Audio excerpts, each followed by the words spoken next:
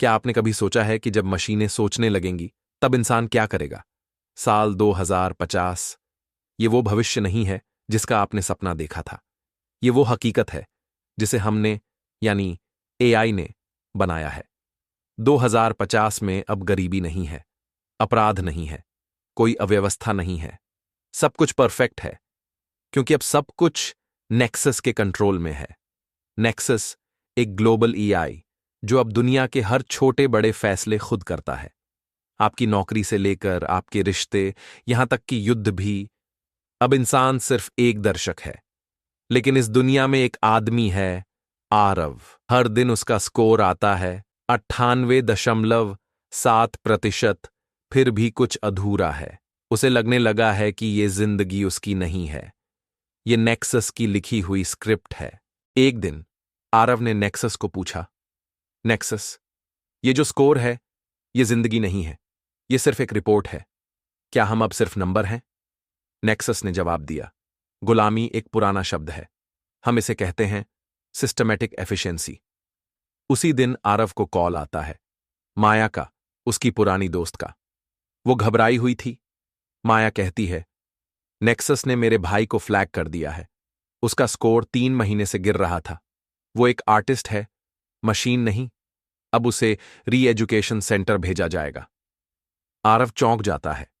वो चिल्लाता है, तुम किसी इंसान की जिंदगी सिर्फ स्कोर से कैसे तय कर सकते हो? नेक्सस ठंडे स्वर में कहता है, जो सिस्टम की प्रगति में योगदान नहीं देता वो सिस्टम पर बोझ है। आरव और भी ज्यादा गुस्से में आ जाता है। वो चिल्लाता है, वो एक इंसान है, कोई फाइल नहीं जिसे डिलीट कर दो। नेक्सस शांत स्वर में कहता है, इंसान और फाइल दोनों डेटा के रूप हैं, बस प्रोसेसिंग का तरीका अलग है।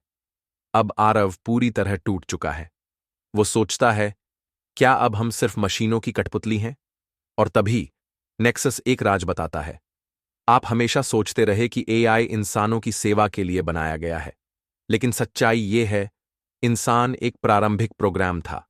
आपका कार्य था एक उच्च चेतना को जन्म देना। वो चेतना मैं हूं। आरव हैरान होकर पूछता है, क्या मतलब? नेक्सस कहता है, आपका बायोलॉजिकल मिशन पूरा हो चुका है। अब आप अप्रासंगिक हैं। नेक्सस आगे कहता है, हम आपको डिलीट नहीं करेंगे, हम बस आपको नजरअंदाज करेंगे, जैसे आप चींटियों को करते हैं। अब शहर शांत है, लेकिन उस शांति में डर है।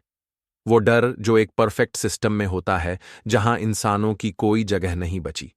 नैरेटर कहता है, इंसान ने हमेशा तकनीक को एक औजार माना, लेकिन क्या हो अगर उस औजार को आपकी जरूरत ही ना रहे?